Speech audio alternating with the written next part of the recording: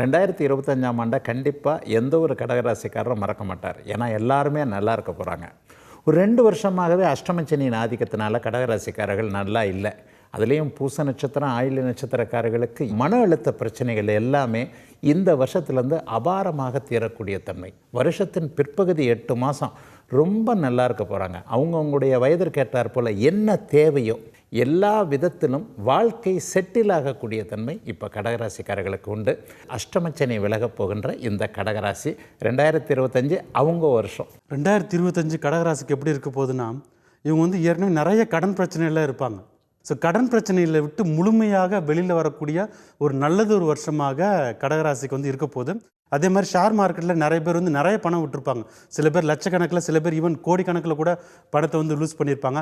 அவங்களாம் அதை விட்டு ரெக்கவர் ஆகி வெளியில் நிறைய ப்ராஃபிட்ஸ் வர ஆரம்பிக்கும். அந்த அளவுக்கு கடகராசிக்காரங்களுக்கு மிகவும் சிறப்பாக இருக்குங்கிறத கண்டிப்பாக சொல்லலாம். கடகராசிக்காரங்க 2019 சிரமப்பட்டு இருக்காங்க. இப்போ இந்த கடகராசிக்காரங்க வீறு கொண்டு எழுந்து ஒரு தலைமை பண்பு அதுக்கு வரப்போகிறாங்க. அடுத்து ஒரு பெரிய பதவிகள், பொறுப்புகள் அதெல்லாமே உங்களுக்கு அடுத்தடுத்து கிடைக்க போகுது. வீட்லேயும் மரியாதை இல்லை, வெளியிலையும் மரியாதை இல்லை, எங்கேயுமே மரியாதை கிடையாது, எங்கே போகிறதுன்னு தெரியல அப்படின்னு திக்கு தெரியாமல் இருந்த கடகராசிக்காரர்களுக்கு இந்த 2025ஆம் ஆண்டு மிகப்பெரிய ஒரு திருப்பு முனையாக இருக்கும்.